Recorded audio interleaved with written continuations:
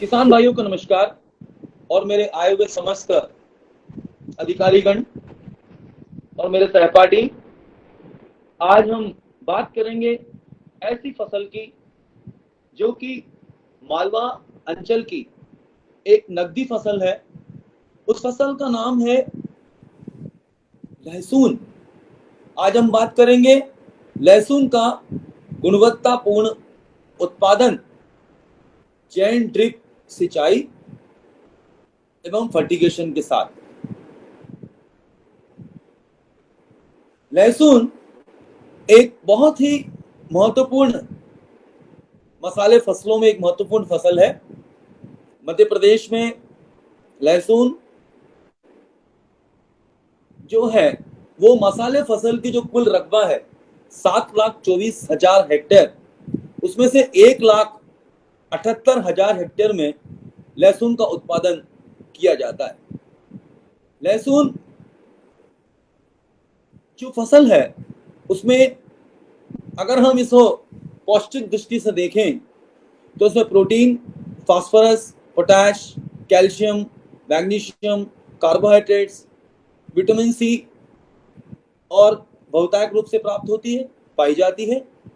और ये जो लहसुन का जो बल्ब है जो कि जिसमें कि किसी प्रकार का नुकसान नहीं हुआ है, अगर हम उसको क्रशिंग करेंगे या उसको तोड़ेंगे या उसको पील करेंगे तो उसमें एलिनिन नाम का एक पदार्थ होता है जो कि लहसुन में जो तीखापन होता है वो एलिनिन के कारण होता है। लहसुन के अंदर 0.1% वोलेटाइल तेल पाया जाता है। जो लहसुन में जो तेल होता है वो जिसको कि हम डाई अलाइल ट्राइसल्फाइड बोलते हैं, लहसुन जो है उसके अंदर एक कीटनाशक की वाली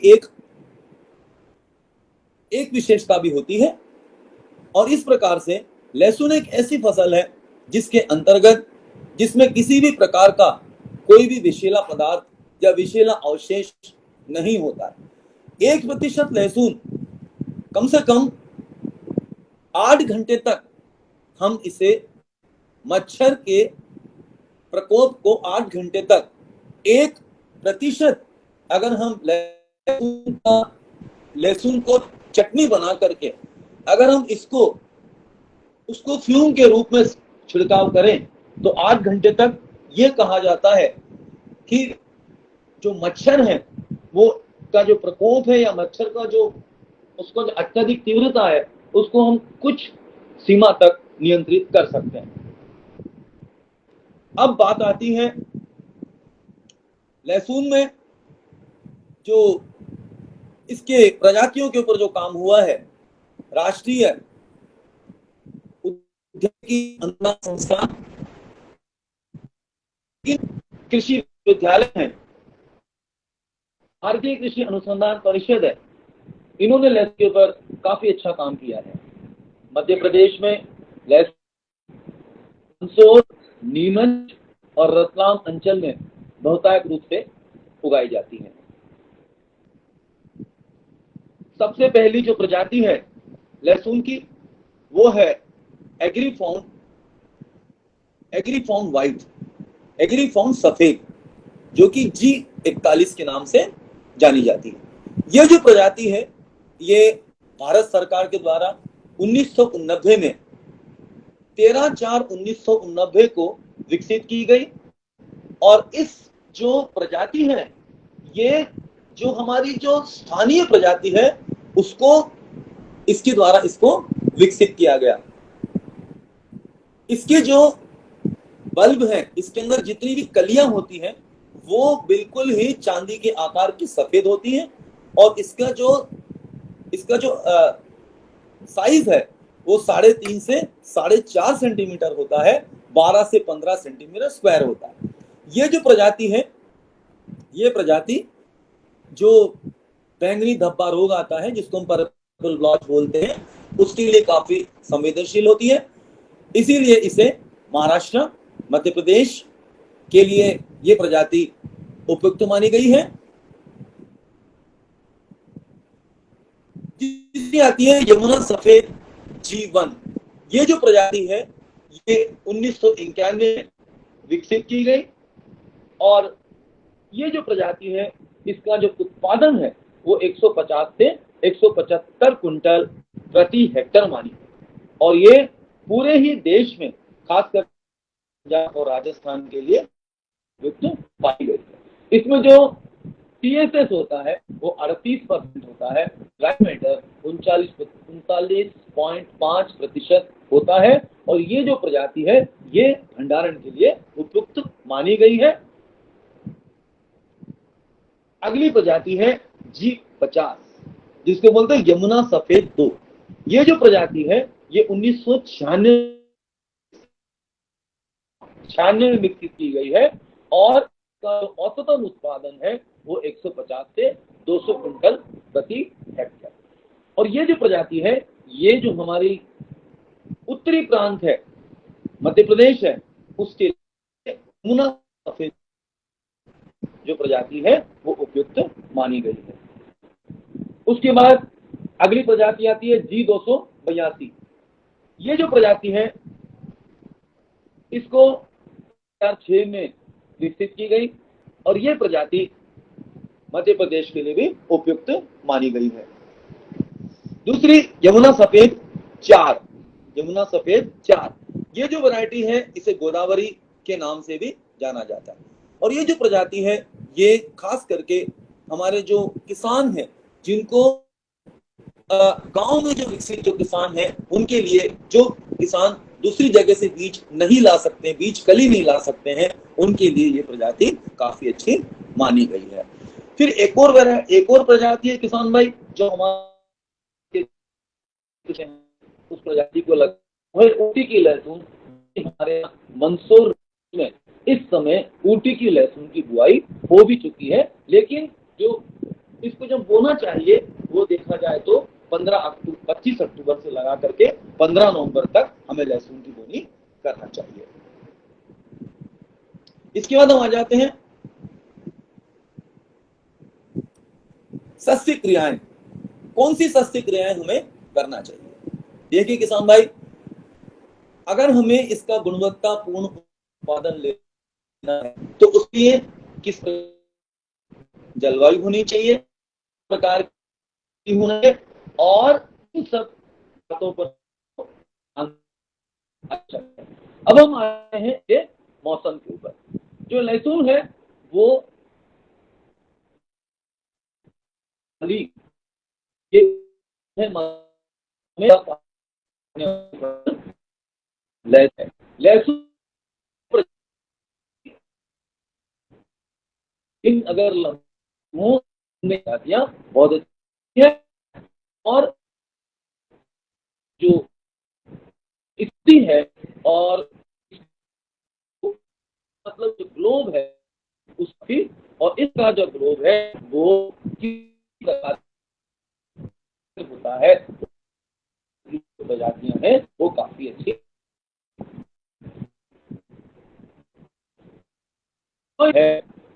अभी हम उत्पादन की बात करेंगे। जो उत्पादन है वो किस पे निर्भर करता है?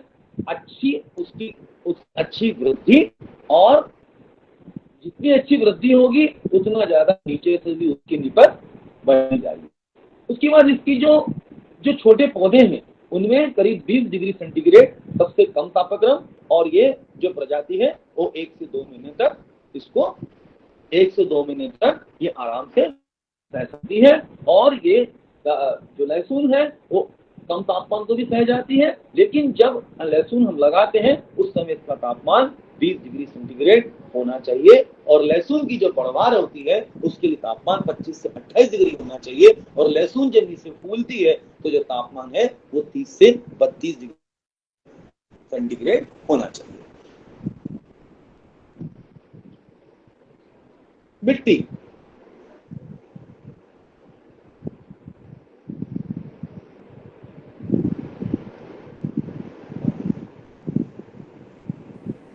मिट्टी, लहसुन जो है उसके लिए कैसी जमीन, कैसी मिट्टी होना चाहिए?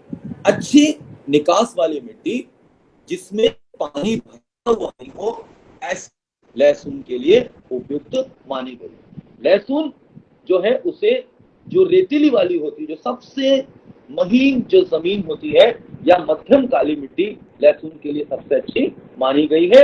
और सॉइल का जो मिट्टी का जो पीएच मान है वो 6 से 7 होना चाहिए।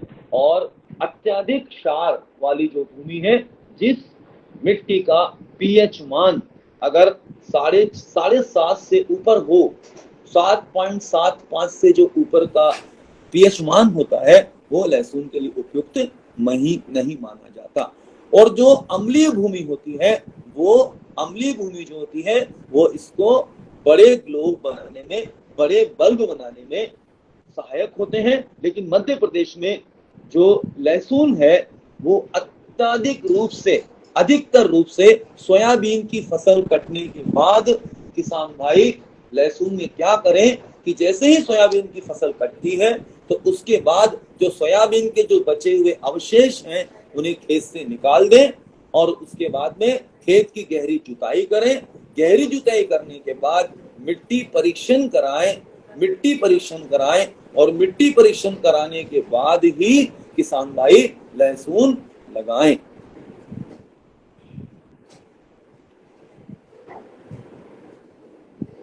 अब हम बात करते हैं कि अलग अलग तरीके से, किस तरीके से हमको लहसुन लगाना चाहिए।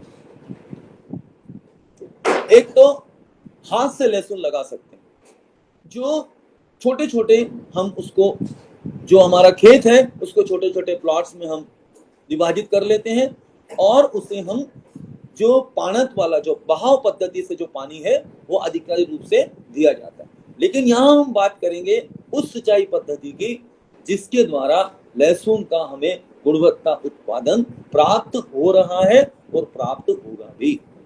लहसुन की जो क्लोज होते हैं, क्लोज मतलब कलियां, लहसुन की जो कलियां होती है उसे 5 से 7.5 सेंटीमीटर की गहराई पर बोया जाता है।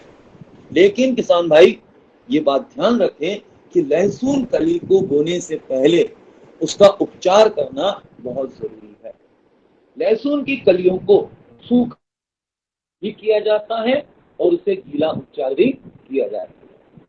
लहसुन की जो कलियां हैं उन्हें उपचारण के लिए तो उसके लिए उपचारण के लिए अगर हम रासायनिक उपचार करते हैं, कार्बोक्सिन 75% WP 2 ग्राम प्रति किलोग्राम उपचारित कर सकते हैं, या उसे थायोफिनेट मिथाइल और उसके साथ में पीक्लोथ्रोम्बिन जो है, इन दोनों को भी हम 1 ग्राम 1 किलो बीज से उपचारित कर सकते हैं। हमने जमीन का उपचारण ट्राइकोडर्मा और सीडोमोनास से आखिरी बखरनी जब हम करते हैं तब पके हुए गोबर के खाद के साथ में हमें डाल देना। वो मिट्टी का उपचारण। अगर हमको उसकी कलियों का उपचारण करना है तो हमें जो रासायनिक उपचारण है वो कार्बोक्सिन और थायोफिनेट मिथाइल से करें। अगर हम जैविक उपचारण करते हैं तो हम ट्राइकोडर्मा विरिडी और उसके बाद हम जो उपचारण करेंगे वो करेंगे अपना पीक्लोथ्रोम्बिन, थायोफिनेट मिथाइल और पीक्लोथ्रोम्बिन। और जैविक उपचारण हम ट्राइकोडर्मा विरिडी या ट्राइकोडर्मा हर्जेनियम और उसके साथ सीडोमोनास फ्लोरोसेंस से करेंगे। अब कितना हमें बीज लहसुन का लगता है? लहसुन में प्रति एकड़ हमको अगर है तो हमें 3 क्विंटल हमें लहसुन कलियों की आवश्यकता होती है।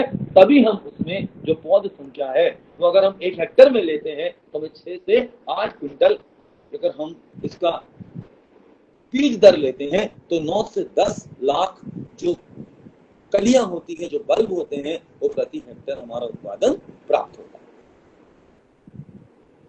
अभी सबसे बड़ी चीज ये है कि अगर हम आज जो लहसुन हम देख रहे हैं, आपको मैं इसके माध्यम से बता रहा हूं कि अगर हम खेत की तैयारी करने के बाद खेत को भुरभुरी बनाएंगे हम रोटावेटर की मदद से, उसके बाद हम क्या करेंगे, करेंगे, उसके बाद गहरी जुताई हम पहले से कर लेते हैं। उसके बाद हम उसको इतना भुरभुरी बनाते हैं कि पानी का आदान प्रदान अच्छी तरह से जमीन में उसके होने के पश्चात हम उसे बनाते हैं।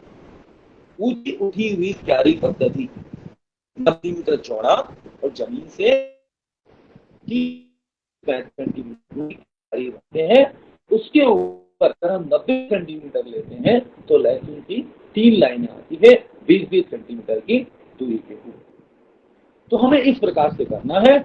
और अगर संभव हो तो हम जो टपक सिंचाई लगाएंगे, जो टपक सिंचाई या बूंद बूंद सिंचाई की इनलाइन नली हम लगाएंगे, जिसके अंदर जो नली होती है उसके अंदर जो ड्रिपर होता है चक्रिक या गोल वाले ड्रिपर हम लगाएंगे।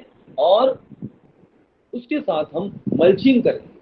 मल्चिंग शीट हम सूखी पुआल की मल्चिंग भी कर सकते हैं या हम ये सफेद शीट वाली मल्चिंग 25 या 40 माइक्रोन वाली मल्चिंग करने से खरपतवार कम से कम उगती है। उसके बाद वाष्पीकरण में पानी कम से कम उड़ता है। इस तरीके से हमको इसकी के लिए या टपक सिंचाई लगाने के हम उच्च बनानी होगी। 27 इंच जो कि प्रिपेयर करना है और उसमें हम दोनों काम कर सकते हैं। हम टपक सिंचाई भी लगा सकते हैं और जो किसान अगर मिनी स्प्रिंकलर या माइक्रो स्प्रिंकलर लगा सकता है तो वो भी हमें सूक्ष्म सिंचाई प्रणाली से पानी बूंद बूंद होकर के जाएगा। जो पानी देते हैं उसका पानी पत्ती से होकर के जाता है और ड्रिप सिंचाई जो पानी देते हैं पौधों की जड़ों में समय तक पहुंचता है। जो लहसुन है खास करके उथली जड़ की फसल, इसमें जो उथली जड़ की फसल होने के कारण जो हम बहाव का पानी देते हैं वो इसके लिए नुकसानदायक है। जब ज्यादा पानी जड़ क्षेत्र में हो जाता है तो जो इसकी जो गांठें बनेगी जिसको हम बोलते हैं बल्ब, वो गांठें एक जैसी नहीं बनेगी। किनारे की गांठें ज्यादा बड़ी होगी और बीच की गांठें ज्यादा बड़ी नहीं होगी। एक इनलाइन लैटरल जो है, इनलाइन की जो नली है वो हमें बीच में डालना है। अभी आपको एक क्लिप में बताया था कि जो नली है वो बिल्कुल बेड के बीच में हमको लगाना है और दो नली के बीच की जो दूरी है वो 1.45 मीटर और दो ड्रिपर के बीच की दूरी 50 से 60 सेंटीमीटर होगी। 16 मिलीमीटर की नली 50 से 60 सेंटीमीटर मतलब 50 सेंटीमीटर ड्रिपर से ड्रिपर की दूरी होगी और जो डिस्चार्ज होगा पानी का वो 2.5 लीटर से लगा करके 4 लीटर प्रति घंटे के प्रवाह वाले ड्रिपर हम लगाएंगे। और जो ड्रिपर अभी बताया आपको कि 2.5 से 4 लीटर सबसे सुविधाजनक होगा। 4 लीटर अगर हम प्रति घंटे वाली प्रवाह वाली ड्रिपर लेंगे तो बिजली की जहां बहुत ज्यादा समस्या है वहां पर 4 लीटर प्रति घंटे वाली ड्रिपर सबसे अच्छी होगी।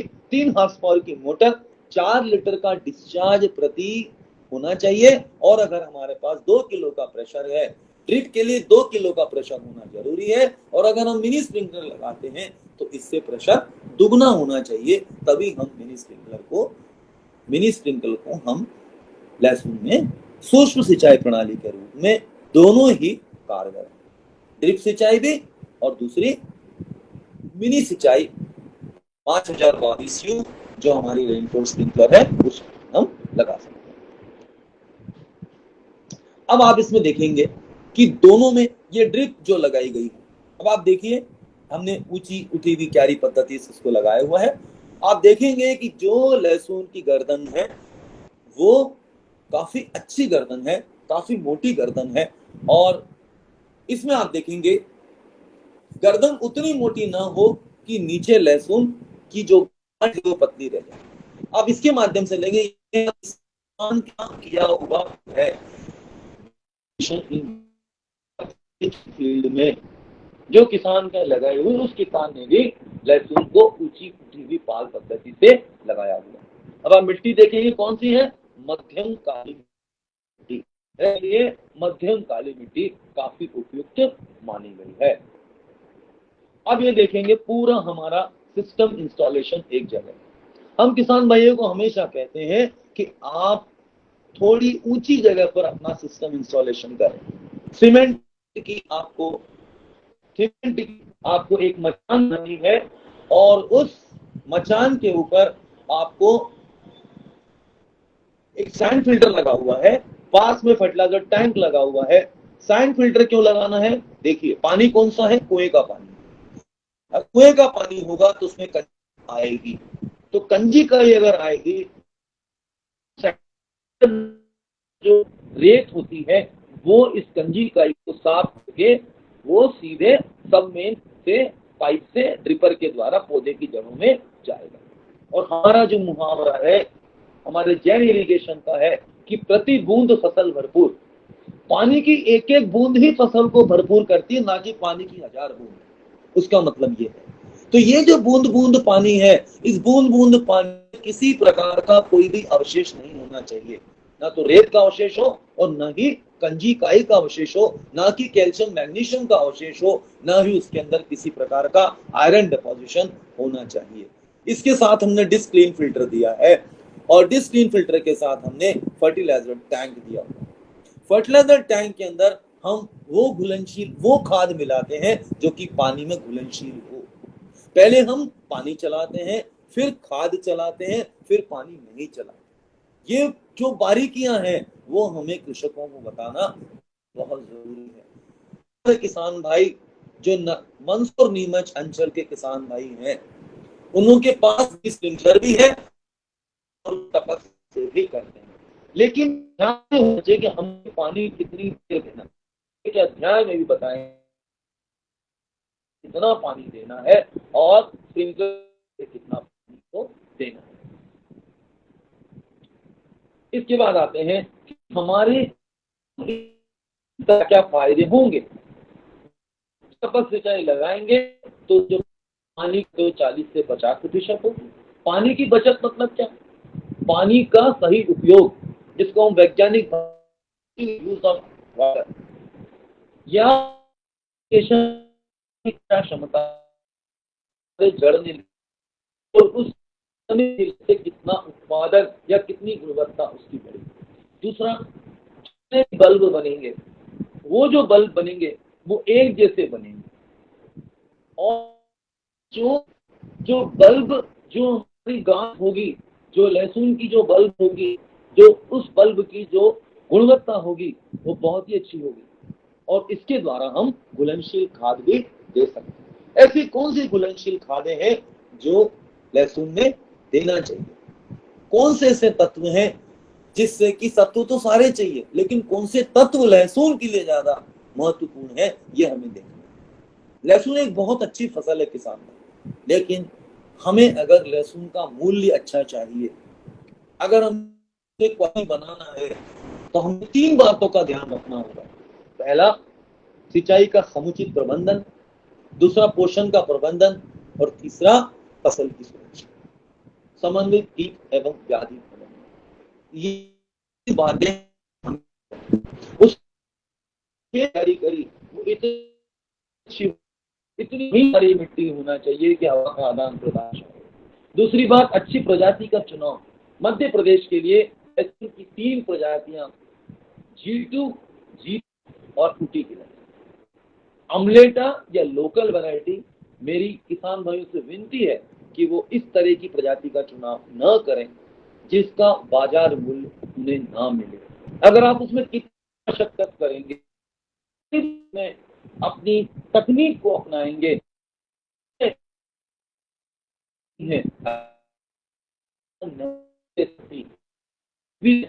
उत्पादन नहीं मिलेगा जितनी हम उसमें मेहनत कर रहे हैं, जितनी लागत लगा रहे हैं। कौन प्रांत के कौन सी होगी।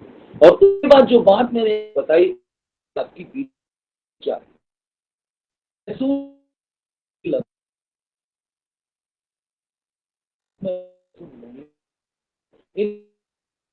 ध्यान रखें। अब देखिए, ये जो पानी का समायोजन है ड्रिप सिंचाई से और दूसरी रेनकोट सिंचाई से। अब हमने लहसुन को बोया, लहसुन बोने के बाद कितने दिन में वो बाहर आए?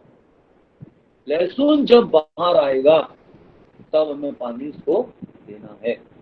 सोयाबीन कटने के बाद, खेत की तैयारी होने के बाद, ऊंची उठी हुई पाल पद्धति बनने के बाद, मल्चिंग लगने के बाद हम ड्रिप सिंचाई बिछाते हैं। अगर मल्चिंग ना हो तो कोई बात नहीं, हम सिंचाई बिछाएंगे। उसके बाद ये जो पानी दिया गया है, ये कितनी देर देना है? मात्र 7 से 10 मिनट हमको पानी। कब से? अंकुरण। उसके बाद जो प्रथम प्राथमिक अवस्था है हमारी, एक होती है प्रारंभिक अवस्था, एक होती है स्थापना अवस्था, और एक होती है गांठ अवस्था। ये तीनों अवस्थाओं को कितनी देर पानी, कितने मिलीमीटर पानी, ये सबसे जरूरी है। ज्यादा से ज्यादा, बहुत गया तो लहसुन में हमको 30 से 35 मिनट का पानी देना है, और लहसुन निकालने के 10 दिन पहले हमको पानी रोकना है। उसी प्रकार जो हम छोटी फव्वारा सिंचाई है, जिसको हम रेनफॉल स्प्रिंकलर बोलते हैं, उसको हमें, अगर सफेद वाली चिड़िया है तो 6 से 7 मिनट से लगा के 13 से 15 मिनट। हमारे कृषक भाई 8-8 दिन में 8-10 घंटे पानी लेते। नहीं करना, हमें रोज पानी देना। अगर हम रोज पानी देंगे तो लहसुन में एक और विशेषता है हमारी जो फव्वारा सिंचाई से, कि उसमें थ्रिप्स का प्रकोप कम से कम। लहसुन में जो जलेबी बनती है वो कैसे बनती है? जलेबी जो बनती है लहसुन में, वो बनती है मकड़ी से। मकड़ी के प्रकोप से होता है लहसुन में जलेबी बनना। प्याज में जो थ्रिप्स, लहसुन में जो बनना है वो मकड़ी। इसके लिए हमें रोज, अगर हम जो 5,022 अगर हम इसको चलाएंगे तो उसका प्रकोप नहीं होगा। दूसरा, अगर हम समन्वित कीट एवं व्याधि प्रबंधन को भी अपनाते हैं, एक तरह से समन्वय, जो सूक्ष्म सिंचाई प्रबंधन है, वो भी एक तरह से समन्वित प्रबंधन ही है। सस्टेनेबल जो कृषि है, समन्वित कृषि है, उसके अंतर्गत टपक सिंचाई और फव्वारा सिंचाई दोनों ही अपने आप में एक मायने है। अब जो सफेद वाली चिड़िया है उसमें 6 से 7 मिनट, और पीली वाली चिड़िया को 8 से 10 मिनट, क्योंकि दोनों के घूमने में फर्क होता है। इसीलिए कितनी देर कौन सी पद्धति, कितनी देर पानी देना है, वो निर्भर करता है कि हमको कौन सा वाला हमने ऊपर उसका लगाया। इस बात का हमें ध्यान रखना है। अब हमें क्या, ये जो दो अवस्था होगी, जब हमारा गांठ बनती है, गांठ का जब विकास होता है, तब हमें 20 से 25 मिनट पानी।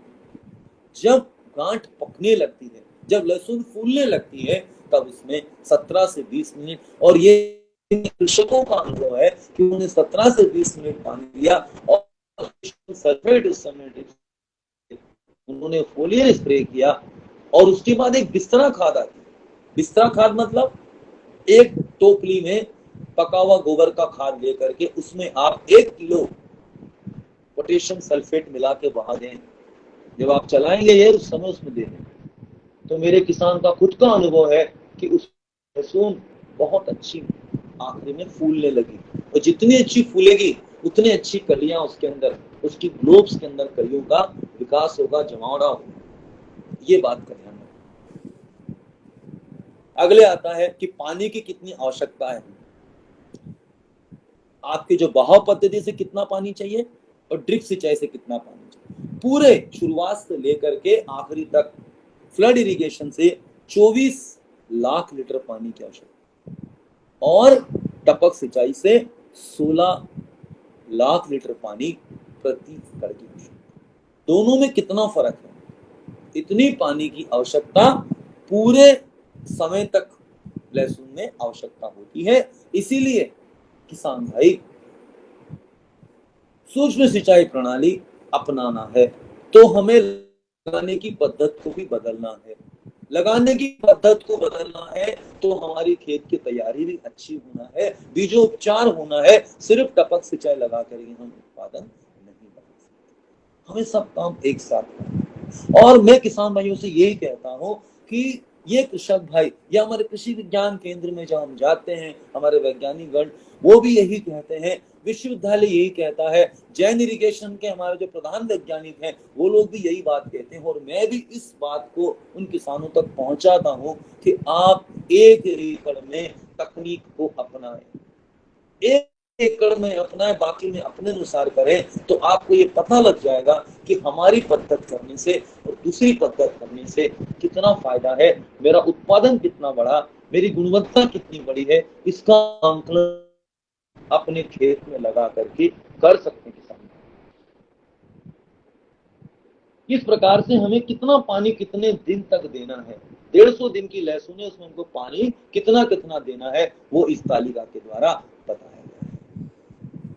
अब आप देखेंगे कि अलग अलग जो सिंचाई की पद्धत है उनमें कितना पानी का कितना सदुपयोग हुआ।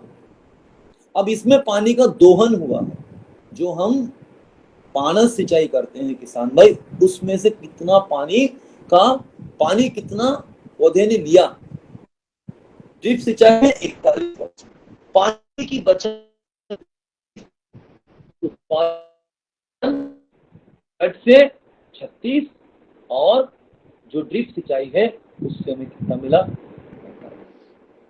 मतलब इतनी बढ़ोतरी उससे हुई है, टन 36 टन, और टपक सिंचाई से कितनी हुई, 45 टन प्रति हेक्टर। ये कृषकों का अनुभव है, मध्य प्रदेश के मंदसौर नीमच के कृषकों का अनुभव है। तो उन्होंने सपक सिंचाई लगाई, और ठीक है उन्होंने जो लगाने की पद्धत है वो धीरे धीरे उसमें बदलाव आ रहा है, क्योंकि किसान को लहसुन हाथ से बोना पड़ता है। अभी कृषि अभियांत्रिकी संस्थान अगले कुछ वर्षों में ऐसी मशीन लाएगी जिससे लहसुन हुआ भी जाएगी, पेड़ भी बन जाएगा, जैसे आलू में होता है कि आलू की जो प्लांटर है उसमें हम आलू भी बोते हैं, साथ साथ आलू बोआ जाती है, पेड़ भी बन जाए। इस तरीके से लहसुन में जो अनुसंधान कार्य हो रहे हैं, इसमें आने वाले भविष्य में किसान को लहसुन हाथ से बोना नहीं पड़ेगा, उसके लिए उसकी मशीन की व्यवस्था उसकी हो जाएगी। इस तरह के अनुसंधान कार्य लगातार केंद्रीय कृषि अभियांत्रिकी संस्थान भोपाल में इस तरह के कार्य हो रहे हैं, वाले समय में इस तरह की मशीन किसानों को उपलब्ध हो पाएगी, हायरिंग बेसिस पे भी हो जाएगी। किसान अगर खरीदना चाहते हैं तो इस तरह की मशीन भी वो खरीद सकते हैं। अब आता है हमारा खाद एवं उर्वरक। अभी जो लहसुन है उसको पका हुआ गोबर का खाद बढ़ाने के लिए पका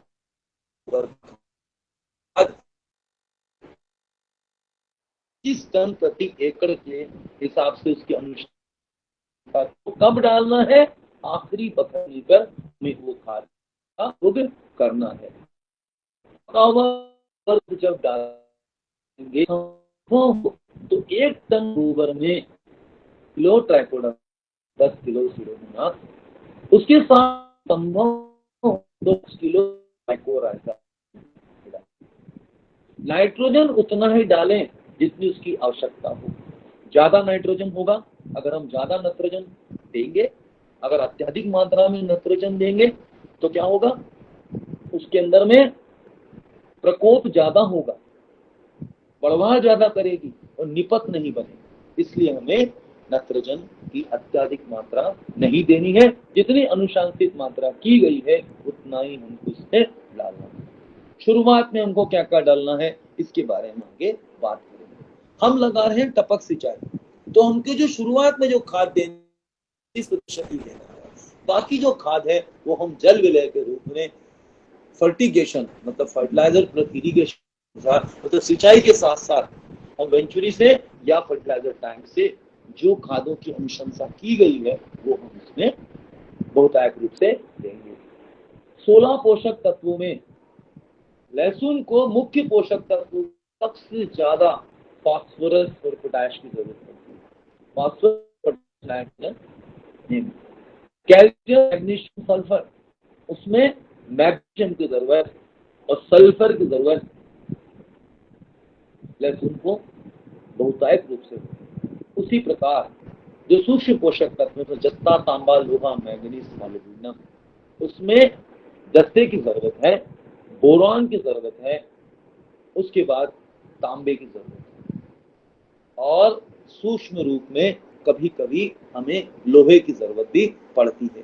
लेकिन ये जो सूक्ष्म पोषक तत्व हैं, इनकी आवश्यकता जरूर सूक्ष्म होती है, लेकिन किसी न किसी बीमारी में इनके लक्षण पौधों पर दिखते हैं।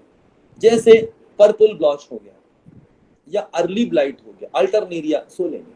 अल्टरनेरिया जो है, जिसमें कि किनारे के पत्ते पहले सूखना शुरू हो जाते हैं, लहसुन में भी दिखता है। तो उसके लिए जो मैंगनीज नाम का सूक्ष्म पोषक के लिए जिम्मेदार ये नहीं होता, लेकिन तो वो इस बीमारी को लाने के लिए कुछ जिम्मेदार है। गाड़ी करना जरूरी है। शुरुआत में हम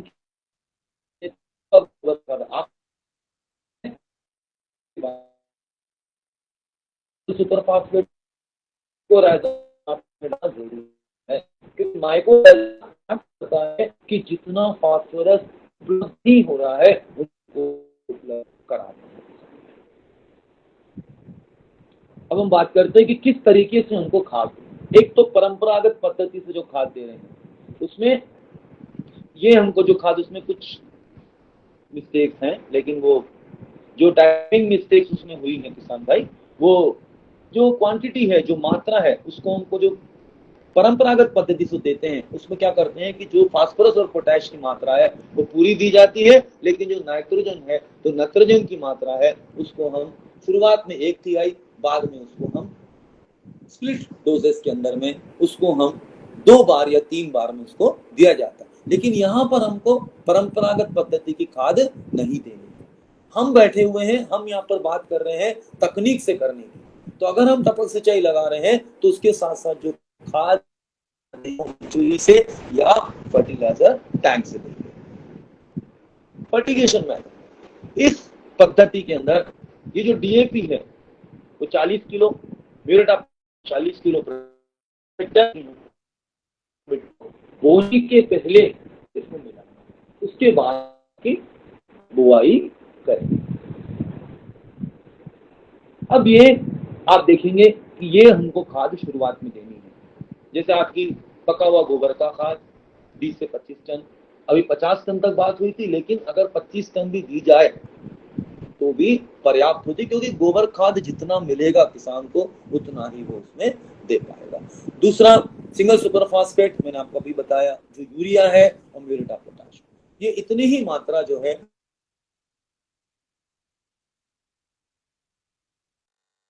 तो उसके नाइट्रोजन देना अत्यंत आवश्यक होता है। और ध्यान रहे कि कभी भी सिंगल सुपर फास्फेट को फेंक करके नहीं देना है, उसे बोनी के पहले जमीन के नीचे देना है, क्योंकि फास्फोरस जैसे ही आप दोगे उसका या वो जमने लगता है, उसका 30% पौधा लेता है, 70% जमने फिक्स हो जाए। इसलिए अगर डालेंगे तो जितना फास्फोरस है वो पौधे को उपलब्ध हो जाएगा। अब हम बात करते हैं घुलनशील खाद। 30 DAG मतलब डेज आफ्टर जर्मिनेशन, 30 दिन उगने के बाद, 45 दिन अंकुरण के बाद, 60 दिन अंकुरण के बाद, जब हमारा नीचे गांठ बनने लगती है, गांठ जब पकने लगती है, परिपक्व होने लगती है, उस समय तक उसको खाद देना है। ये 2 तरीके हो गए, या तो हम यूरिया 52-34 या 19-19 यूरिया, 19-19 बाद में 52-34, 52-34 2 बार देना है, और म्यूरेट ऑफ पोटाश 0050 में 0060 जो है, दोनों ही हम लहसुन में दे सकते हैं। अब ये कुछ परणी छिड़काव, अच्छे परिणाम के लिए हम परणी छिड़काव भी लहसुन में कर सकते हैं। जैसे 19-19-19 10 दिन की, जब अंकुरण के 10 दिन पश्चात 19-19-19 100 ग्राम सूक्ष्म पोषक तत्व 20 ग्राम, 35 दिन के बाद 19-19-19 100 ग्राम, और प्लांटोमाइसिन जो है ये 8 ग्राम को इसके साथ में देना। प्लांटोमाइसिन देने से क्या फायदा होगा? प्लांटोमाइसिन देने से जो प्लांटोमाइसिन है वो एक तरह का उसकी बढ़वार को जो है बिल्कुल सक्रिय रखेगा। वो प्लांटोमाइसिन से होगी एक तरह का ये टॉनिक का काम करता है। अपना अवस्था है उसमें पोटेशियम फास्फेट की आवश्यकता होती है, इसके अंदर में फास्फोरस 52% और 34 जो है पोटाश है। पोटाशियम को डालते हैं जिसमें चमक रहे, की क्षमता बनी रहे और उसकी गुणवत्ता बरकरार।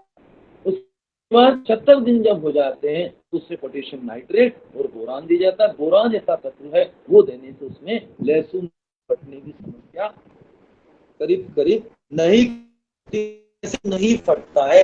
लेकिन उसमें अगर पानी बराबर नहीं है, पानी नहीं दे रहे हैं, तो समय तक अगर नमी ज्ञात करने का जो तरीका है वो बहुत जरूरी है। हमें मालूम होना चाहिए कि हमारी जमीन में नमी कितनी है। हर किसान टेंशियोमीटर लगा देता है, इसीलिए पानी देने के 5 घंटे के बाद वो खेत में जाए, मिट्टी का गोला बनाए। ये हर बार मैं ये बात किसानों को बोलता हूँ और ये बात पूरी मेरे किसान भाई इस बात को समझते हैं कि नमी देखना बहुत जरूरी। नमी देखने को पानी देना चाहिए, मिट्टी का गोला नंबर से फेंकना चाहिए, मतलब पानी सही है। अगर गोला नहीं बन रहा मतलब पानी देना है, अगर गोला वैसे ही है तो बहुत है। जितनी नमी ज्यादा होगी उतनी ज्यादा बीमारी का आगमन होगा, कीट का आगमन होगा और फसल का उत्पादन पर गहरा प्रभाव पड़ेगा। और के बाद हमें जब ये लगता है इसको ये 25 थोड़ा ये रॉन्ग ये छप गया है, लेकिन ये जो होता है मैक्रोन्यूट्रिएंट 100 दिन के बाद में इसको देना है। कुछ त्रुटियां हैं वो हम अगली बार इसको ठीक कर लेंगे, लेकिन मैं आपको ये बता रहा हूँ कि 75 दिन की जब हो जाती है उसमें पोटेशियम का परनी छिड़काव करना है, इनको ड्रिप से नहीं देना है। ड्रिप से जो भी खाद हम इसको देंगे वो 75 दिन तक ही हमको देना है। और यूरिया हमको 60 दिन में बंद करना है, उसके बाद यूरिया इसमें नहीं देना है। अब बात आती है कि इसमें जो इसकी जो डिस्टेंस होती है वो कितना होना चाहिए। ये जो स्पेसिंग होती है जितनी हम उसको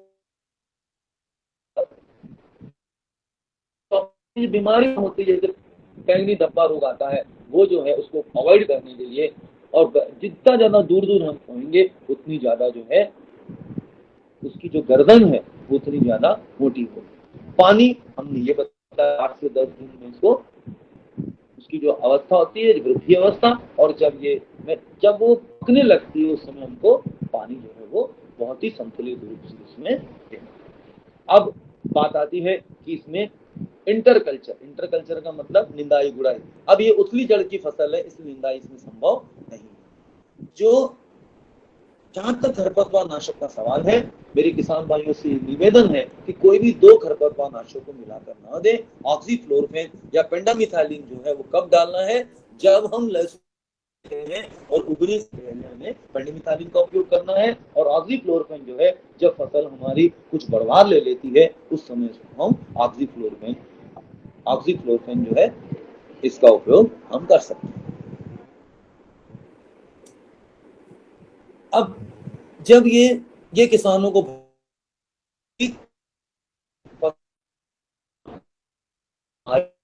गहाई में बड़ा फर्क है। कटाई करने के बाद गहाई मत को खेत में सुखाना बहुत जरूरी है। नमी नहीं होना चाहिए। अगर नमी रहित जो लहसुन की गांठें होती उनको हम कुंडली बना करके भंडार में कटका देते। जो ऊटी की लहसुन है वो तो तुरंत किसान बेचता है, लेकिन जो जीवन जीतू है उसका हमको भंडारण करना जरूरी है। अब 100 से 200 क्विंटल प्रति हेक्टेयर जो है वो अगर हम सही तरीके से शुरुआत से अगर किसान भाई खेत की तैयारी, बीजोपचार, समन्वित कीट व्याधि प्रबंधन, पानी का प्रबंधन, पोषण का प्रबंधन अगर करता है तो इसमें कोई अतिशयोक्ति नहीं है कि किसान भाई जो उत्पादन लक्ष्य है उसको हासिल कर सकता है। लेकिन मेरी फिर से किसानों से विनती है कि वे कोई भी तकनीक को अपनाएं, एक से एक हेक्टेयर में इस सिंचाई प्रणाली को लगाएं और उसमें सारी तकनीक अपनाएं तो ही उससे अच्छा उत्पादन प्राप्त हो सकता है। अब ये आपको बताया जिसको कैसे सुखाना चाहिए, उसकी गहाई कैसे करना चाहिए, ड्राइंग एंड क्यूरिंग, गहाई और उसके बाद ही उसको आप खल में ले जाएंगे और किस तरीके से हमको लहसुन का भंडारण भी करना है, ये भी उतना ही जरूरी है जितना जरूरी तकनीक को अपनाना। और ये भी एक तकनीक में है कि पोस्ट हार्वेस्ट मैनेजमेंट, मतलब बाद का जो प्रबंधन होता है, फसल निकालने के बाद जो प्रबंधन होता है, वो भी उतना ही जरूरी होता है। अभी मैंने आपको बताया कि इसकी नमी को निकालना बहुत ज्यादा जरूरी है। और हमें मालूम होना चाहिए कि इसका रंग बाहर से कैसा होगा, कि तुमको इसको घाई करनी है, सुखाई करनी है, घाई करनी है। उसके बाद में उसको जब नमी 0 हो जाए, तभी से जो है हम इसको खल में या हमारे जो भंडार गृह में कुंडली बनाकर लटका कर इसकी भंडारित करना चाहिए। अब इसमें जो बीमारियां आती हैं, एक तो आती बैंगनी धब्बा रोग। बैंगनी धब्बा रोग जो लहसुन में आता है वो रज चूसक कीट से आता है, इसीलिए हमें इसका ध्यान देना बहुत ज्यादा जरूरी है। जब बैंगनी धब्बा रोग इसमें आता है, उस पे हम जो मैंकोजेब जो है उसको हम इसमें उपयोग करेंगे और 15 दिन में एक बार इसका हम छिड़काव करते रहेंगे। तो रोस्टेफेलियम ब्लाइट जो है ये विषाणु रोग है। विषाणु रोग के लिए हम इसमें मैंकोजेब या कॉपर ऑक्सीक्लोराइड को जो है हम इसमें छिड़काव करेंगे। कॉपर ऑक्सीक्लोराइड या ब्लू कॉपर के नाम से आता है, वो हम इसमें हर 15 दिन में एक बार इसका छिड़काव करेंगे और पानी का निकास अच्छा रखेंगे। अगर हम इसे ऊंची उठी हुई क्यारी पद्धति से करते हैं तो बीमारी, चाहे वो पर्पल ब्लॉच हो, सेफिलियम ब्लाइट हो, सेफिलियम ब्लाइट जो है शुरू में लहसुन का कलियों को बीज उपचारित करके होते हैं, तो बीमारियों का जो संकेत है वो कम हो जाता है। ऊंची उठी हुई क्यारी पद्धति से करेंगे तो भी बीमारियों का संकेत कम हो जाता है। नमी हमको ज्यादा नहीं रखना है, जितनी नमी चाहिए वो हम सिर्फ एक ही सिंचाई पद्धति से कर सकते हैं, वो टपक सिंचाई और फव्वारा सिंचाई। लीफ ब्लाइट, सरकोस, ये जो बीमारियां हैं ये भी लहसुन में काफी देखी गई हैं। भभूतिया रोग काफी कम आता है, बहुत ही कम ऐसा मौका होता है कि भभूतिया, जब तापमान बहुत ज्यादा नीचे चला गया तो उस परिस्थिति में हमको भभूतिया रोग आता है। और जो अपना इसमें जो भभूतिया के लिए सबसे अच्छा जो है वो गंधक, घुलनशील गंधक का हम छिड़काव करें फसल के ऊपर। आने से पहले अगर तापमान बहुत ज्यादा नीचे चला गया, उस परिस्थिति में ही लहसुन में भभूतिया रोग का संकेत होता है या संभावना इसमें काफी कम होती है। लहसुन में जो बीमारियां होती है वो है बैंगनी धब्बा रोग, सेफेलियम ब्लाइट और सर्कोस्पोरा लीफ ब्लाइट। बीमारी से ज्यादा इसमें कीट का प्रकोप होता है।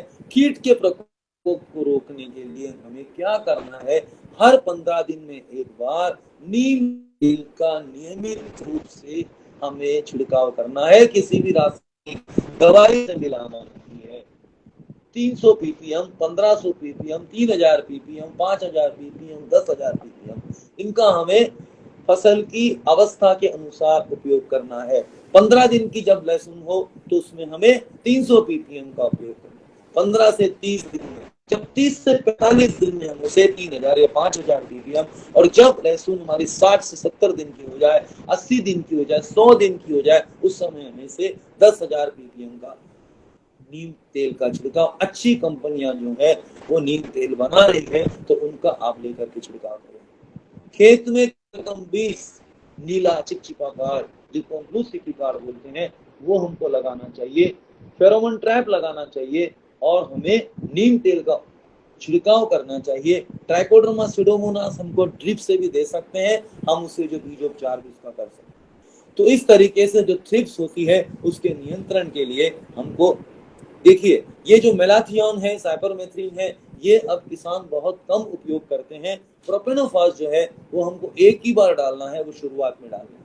उसके बाद में थायोमिथाक्सैम, विप्रोनिल, इस तरह की जो टेक्निकल्स हैं उन्हें हम थ्रिप्स के लिए उपयोग कर सकते हैं। लेकिन 15 दिन की जब हमारी फसल हो, एक बार नीम का तेल, एक बार हम एसिटिमाप्रिड का स्प्रे करें, उसके बाद में हम थायोमिथाक्सैम करें, फिर हम उसमें विप्रोनिल करें, और एसीफेट अगर हमको उपयोग करना है किसान भाई को तो वो सबसे अंतिम आखिरी में करें, पहले नहीं करें। इन बातों का ध्यान हमें रखना है। इसी को हम संबंधित कीट एवं व्याधि, कुछ ऐसी जैविक है जिनसे भी हम इसके रस चूसक कीटों के प्रकोपों को हम रोक सकते हैं।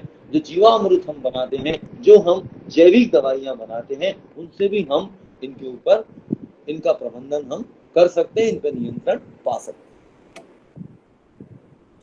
अब आती है बात हमारे जैन इरिगेशन की, जैन गैप। किसान भाई, हम लोग जैन गैप कर रहे हैं, गुड एग्रीकल्चरल प्रैक्टिसेस। ये हमारी टीम ने हमने शुरू किया है। मेरे साथ हमारे जलगांव से हमारे जैन फार्म फ्रेश के जो हमारे मिस्टर आशुतोष माली जी और उनकी टीम यहाँ पर आई और हमने मंदसौर और नीमच में जैन गैप शुरू किया। इस टीम को बाहर से आने वाली टीम ने काफी सराहा इसको, और इसमें हमने किसान भाइयों को जैन गैप के अंतर्गत उन्हें नई तकनीक से अवगत कराया। जगह जगह हमने मीटिंग्स ली और हमारे साथ हमारे विदेश से आए हुए भाई जो थे वो भी हमारे साथ के सांता मारिया कंपनी से हमारे साथ आए थे। हम लोगों ने जाकर के किसान भाइयों को जैन गैप के साथ साथ हमने अपनी खुद की जो स्वतः की जो सुरक्षा होती है उसके लिए हमने उनको मास्क, उसके बाद में दस्ताने और जो कपड़ा पहन करके जो किसान भाई ने पूरा गाउन पहन करके छिड़काव करना चाहिए उसका पूरा तरीका बताया। उनको कंटेनर दिया जिसके अंदर वो अपने कीटनाशकों को स्टोर करके रख सकें जिससे कि वो बच्चों की पहुंच से दूर हो। इस तरह भी हमने उनको बताया और कम से कम कीटनाशकों के उपयोग के लिए उन्हें प्रेरित किया। और हम लोगों ने उन्हें खेत की तैयारी से लेकर अंतिम तक पूरी क्रियाएं हमने किसानों को, हमारी टीम हम जाकर के हमने किसानों को शिक्षित किया, उनको फर्स्ट एड बॉक्स दिया।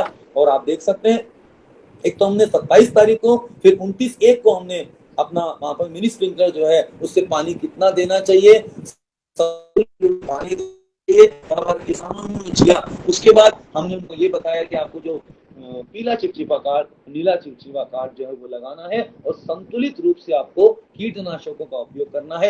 यही हम जैन गैप में करते हैं। गुड एग्रीकल्चरल प्रैक्टिसेस मतलब अच्छी कृषि तकनीक को अपनाना चाहिए। उस तकनीक के अंदर अपनी खुद की सुरक्षा भी उतनी जरूरी है जितनी सुरक्षा हम फसलों की करते हैं कि हवा की दिशा में हमको छिड़काव करना चाहिए। अंग्रेजी के 8 अक्षर में हमें नोजल को घुमाना है जिससे कि वो दवा है ऊपर नीचे लगे, और जैविक दवाई और रासायनिक दवाइयों का अलग अलग उपयोग करना है। और जो हमने किट किसानों को दिया है वो किट का उपयोग हमने इस प्रकार से हमने ये काम किया। आप देख सकते हैं चित्र के अनुसार ये कृषकों के हम जा करके हमने जैन गैप के अंतर्गत हमारे जो विदेशी भाई आए थे उन लोगों ने हमारी काफी सराहना की कि भाई अगर जैन इरिगेशन गैप के अंतर्गत काम कर सकती है, जैन गैप में काम कर सकती है, तो उत्पादन लाने में जैन इरिगेशन के लिए कोई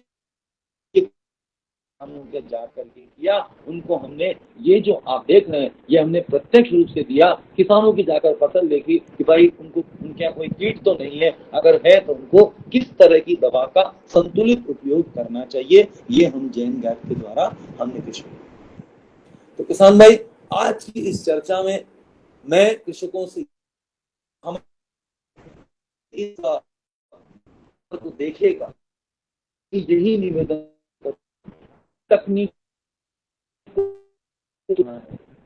एक सीमांत कृषक है और एक बड़े कृषक है जो अपना सकते हैं वो करें, लेकिन से कम हेक्टेयर में चालू करें।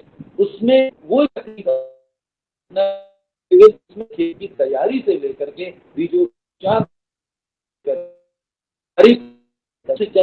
पानी, खाद, समन्वित कीट एवं व्याधि प्रबंधन, इन सब का जब हम समावेश करेंगे तो हम जैन गैप बोलेंगे।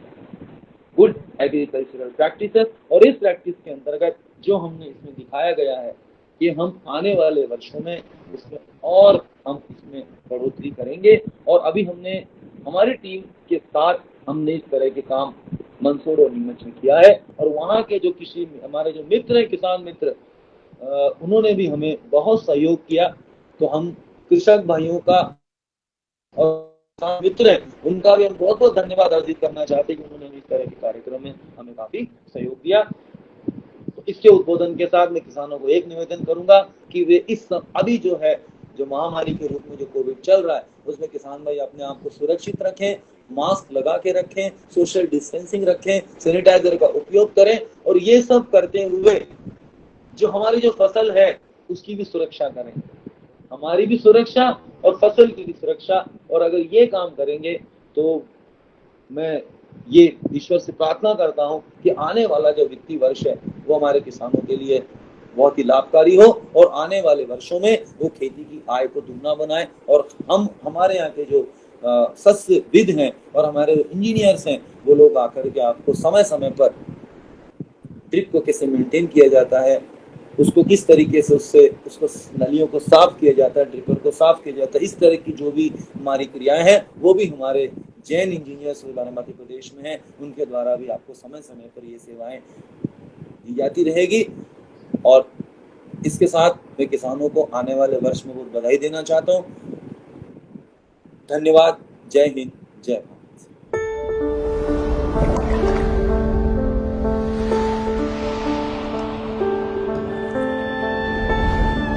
Water is life. We all need clean water to live, to grow crops, to thrive.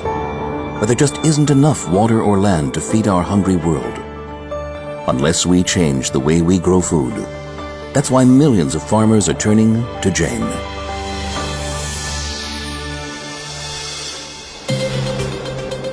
Jain is totally integrated, totally innovative. Farmers helping farmers. The company logo reflects our holistic cycle of shared values. The sun, source of free renewable energy. Enhanced crops thanks to tissue culture plants and improved inputs. Water used sparingly and intelligently. The land protected and used wisely to deliver more. Jain has become a worldwide force in irrigation technology, the agri-value chain, and green energy solutions. Headquartered in Jalgaon, India, in just 2 generations, the company that started with 7,000 rupees has become $1 billion organization, the world leader in agro-technology. Jain starts with detailed 3D designs and provides the widest range of irrigation products and solutions. In this remote part of the world where there is no electricity, Jain's solar-powered pumps provide on-demand irrigation through a variety of Jain pipes to irrigate the roots of plants produced in Jain's own fields and greenhouses. We pioneered the use of drip tapes for row crops with the innovative Chapin tape. Thanks to our micro-irrigation systems and close work with farmers, we help them grow better produce that sells for more. We have even created a breakthrough technique to grow rice with drip irrigation. The result, better yields and better quality. Israel is known for bringing advanced irrigation to the world, and Nandan Jain led the way with integral drip line and sprinklers. Jain, total integration, total technological innovation, whether you farm 1 or 100,000 acres. No one offers a greater variety of products than Jain. On 5 continents, Jain is transforming the lives of farmers. Millions of farmers, 10,500 associates, more than 1,000 agro-specialists, 30 production plants, sales in 116 countries, 7,000 dealers and distributors, global leaders in micro-irrigation, mangrove processing, tissue culture plantlets, pioneers in solar agri-pumping, producing 40,000 kilometers of drip tube every day, with annual revenues exceeding $1 billion and revenue growth of 1,400% in just 10 years. Why is Jain different? We are a global company that built our business on results, trust, constant innovation, and total integration. We are financially strong, enjoying steady, sustainable growth. We believe that you need to leave the world a better place than you found it. We believe in sustainability. We invest heavily in our people, our partners, and critically, our farmers. Food and energy security is tied to water security. But with today's technology, no one should ever go hungry. And every farmer, no matter how small or large, can produce more crop per drop. There is no need to fight wars over water, because if used wisely, we can make it last. Water is life, and at Jain, we are dedicated to improving life everywhere for everyone, now and in the future.